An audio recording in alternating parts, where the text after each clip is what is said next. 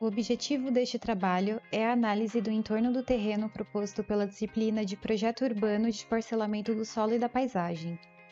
Este terreno está compreendido na região sul da cidade de São Paulo, na subprefeitura de Capela do Socorro, no distrito da Cidade Dutra. E a partir da área determinada fizemos uma análise com diâmetro de 1,5 km. Suporte biofísico.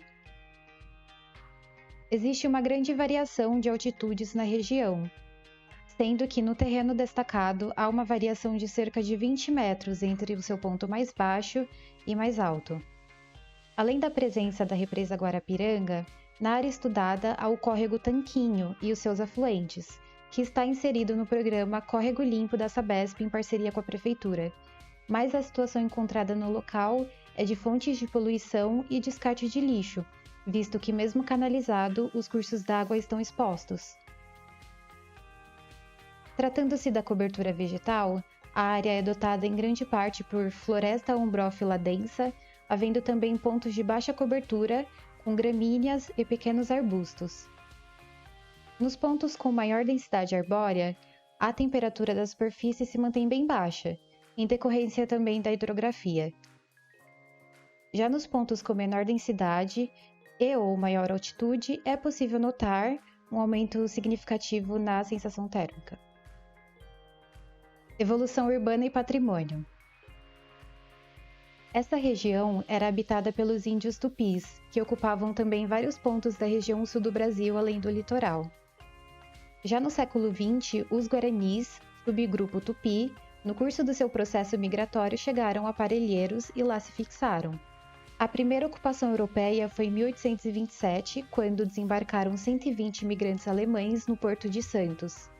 Eles se estabeleceram em parte na região da Capela do Socorro, mas não conseguiram impor muitos aspectos da sua tradição cultural e quase nada resta dessa experiência colonizadora.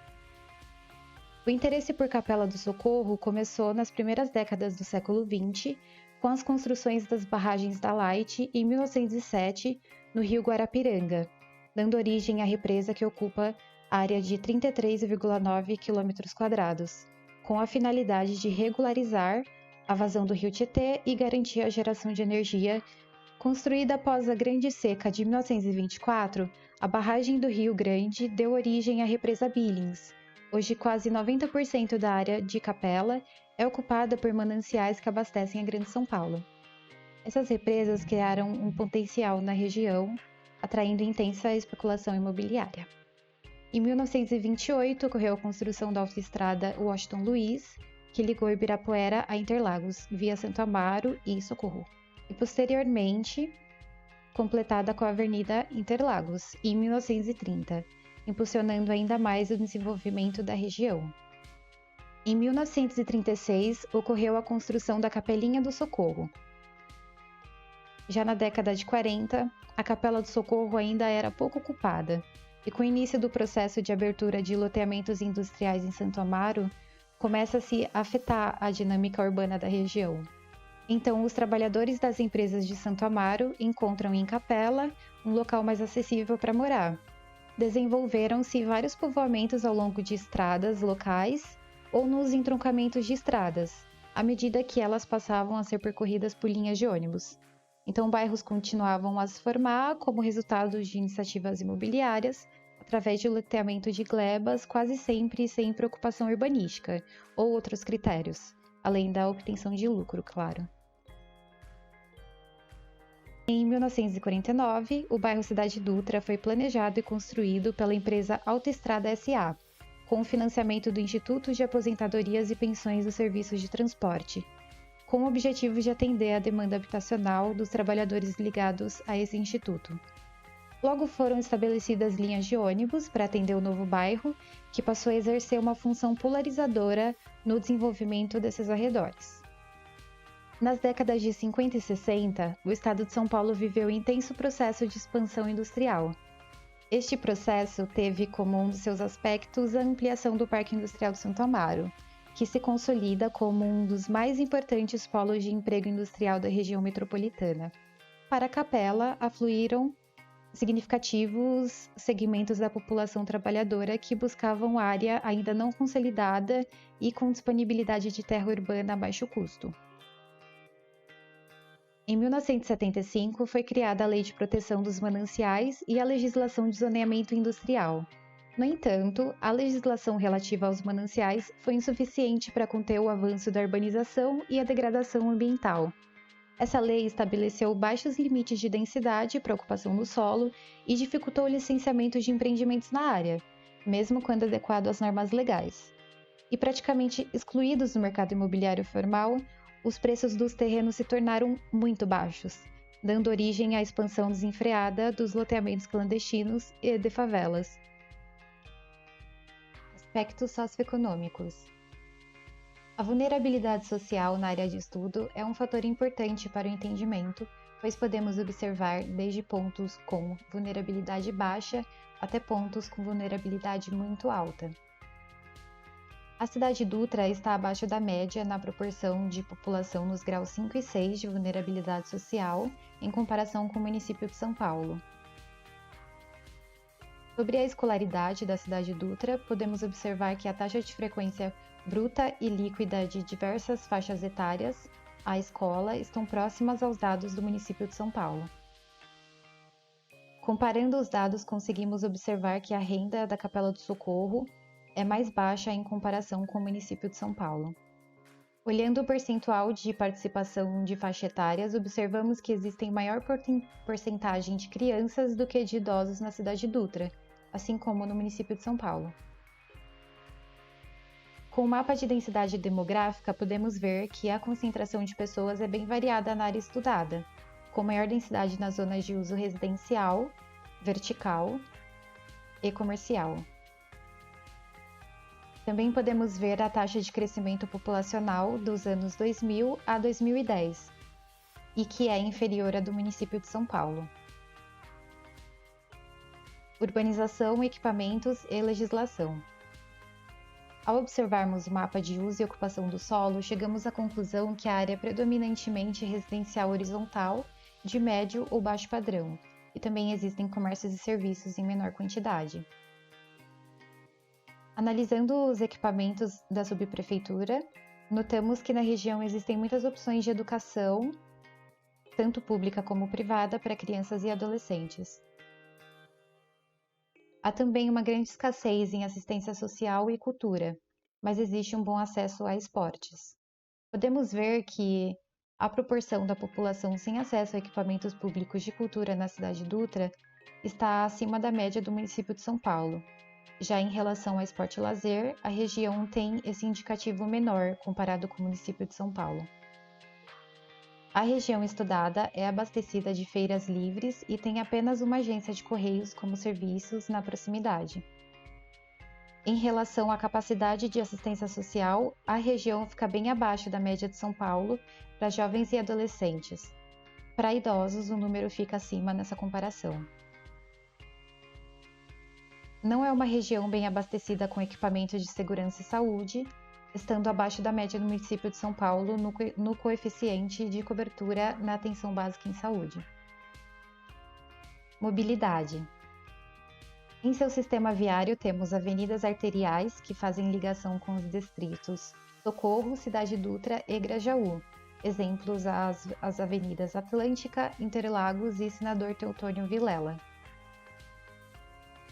Podemos visualizar que o deslocamento no setor 2, onde está inserida a subprefeitura Capela do Socorro, tem calçadas abaixo de 2 ou entre 2 e 3 metros, mas que o deslocamento a pé tem como percentual menos 50% comparado a outros setores. A subprefeitura possui 19,6 km de estrutura cicloviária implantada. A estrutura cicloviária implantada possui acesso à integração modal no terminal de ônibus de Grajaú e nas estações de CPTM inseridas no distrito. O terminal Grajaú é o principal acesso de ponto modal a motorizados, além de pequenas estações de embarque e desembarque no decorrer das avenidas arteriais, que recebem corredores e faixas exclusivas. Temos 4 estações da CPTM, sendo elas Estação Autódromo, Estação Primavera Interlagos, Estação Grajaú e a recente Estação Bruno Covas Mendes Vila Natal, que está operando em horários limitados. Segundo dados mais recentes retirados do Caderno de Apoio à Subprefeitura para Planos Regionais, mais de 40% dos seus habitantes levam mais de 1 hora no deslocamento casa-trabalho. Em torno de 30% dos seus moradores fazem viagens exclusivamente por transporte individual. Com isso, percebemos uma demanda ainda maior em criar projetos ligados a transporte modal.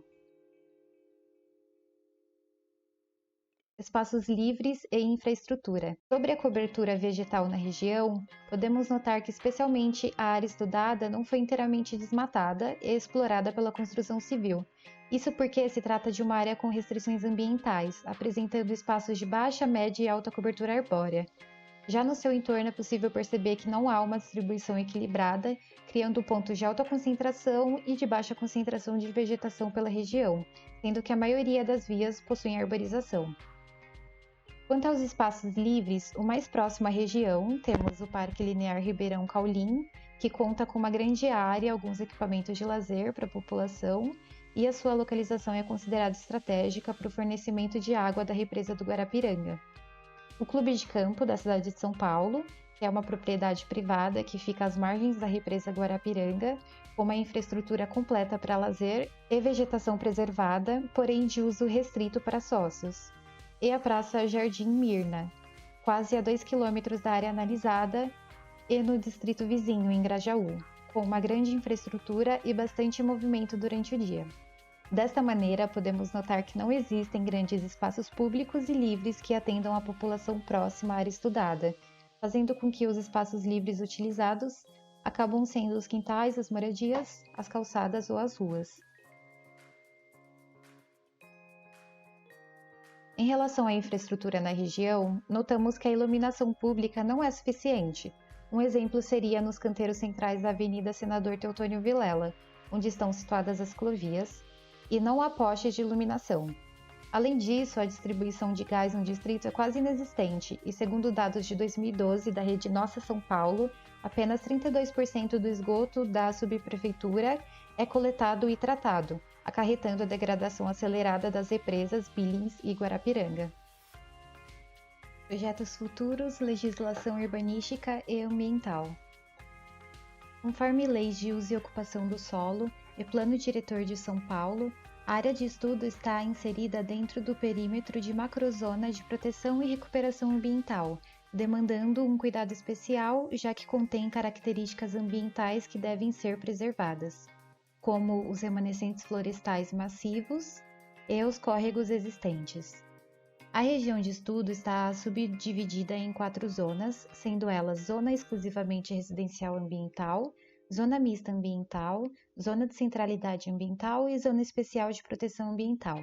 É importante destacar que existem incoerências na previsão apontada pela legislação, já que ela prevê o desenvolvimento residencial justamente na proporção de área com maior quantidade de maciços arbóreos. Tratando-se dos parâmetros urbanísticos e ambientais, nota-se que não é aplicado um CA mínimo para nenhuma das zonas que constitui a área estudada. O CA máximo é de 1, exceto para o ZEPAM, que é 10%, taxa de ocupação variando entre 10% e 70%, gabarito variando entre 10 e 20 metros, taxa de permeabilidade maior, comparado às outras zonas existentes, percentual mínimo de 5% destinado à área institucional, 10% à área verde e 15% ao sistema viário. Devido ao córrego do Tanquinho e seus afluentes estarem na área analisada e ainda em seu entorno imediato está configurada a presença da represa do Guarapiranga, é exigido, conforme o Código Florestal e legislação de proteção aos mananciais, uma faixa de distância de 30 metros dos cursos d'água que possuem largura inferior a 10 metros, 200 metros de distância para os cursos d'água que tenham de 200 a 600 metros de largura, como é o caso da represa Guarapiranga, e raio de distância de 50 metros a partir das nascentes existentes. Fazendo uma análise das imagens de satélite do ano de 2004 a 2021, nota-se que algumas construções são posteriores à Lei de Proteção aos Mananciais e foram construídas dentro de áreas restritas à preservação. Em relação aos projetos futuros, encontramos algumas propostas no caderno de propostas dos planos regionais das subprefeituras, sendo elas o projeto de parques na orla da represa Guarapiranga, alguns já existentes, como o Parque 9 de Julho e o Parque São José, e outros em fase de planejamento ou implantação, como o Parque Praia de São Paulo e o Parque do Castelo, que até 2016 estava na fase 2. A proposta do melhoramento viário para a Avenida Senador Teutônio Vilela, a fim de proporcionar maior fluidez de tráfego na região, a manutenção da estrutura cicloviária existente na Avenida Senador Teutônio Vilela e o projeto da Estação Mendes Vila Natal, que apesar de já inaugurado, ainda passa por fase de teste. Análises multidisciplinares. Atualmente, existem alguns riscos geológicos registrados próximo à região estudada. É possível perceber uma intensa ocupação da área de solo em alguns lugares íngremes e próximo de cursos d'água, em alguns momentos canalizados. Em muitos casos, as áreas são ocupadas por população de baixa renda. Nessas áreas de encostas, onde há risco de solapamento e escorregamento, é possível perceber que não existem maciços arbóreos, que atuariam como estabilizadores do solo. O mapa ilustra os pontos onde a CET registrou casos de acidentes de trânsito envolvendo pedestres, ciclistas, motocicletas, automóveis e ônibus de 2013 a 2021. Na Avenida Teutônio Vilela, encontramos uma grande quantidade de ocorrências de acidente entre quadras longas, onde a distância entre os semáforos é de cerca de 600 metros. Ao longo da Avenida Senador Teutônio Vilela, são dispostos em ambos os lados da rua os postes de iluminação pública. Essa disposição, a largura da via e a arborização viária são fatores que tornam a iluminação dos canteiros centrais bem insuficiente. O seguinte mapa evidencia quais equipamentos educacionais públicos estão dentro de um raio de alcance de 15 minutos de caminhada dos terminais de ônibus e estações da CPTM. É importante pensar a relação de transporte e estudos, considerando, por exemplo, que muitos alunos de ensino médio e fundamental se deslocam por meio de transporte público para chegar até a escola, e familiares precisam deixar as crianças nas escolas antes de se dirigir para o trabalho.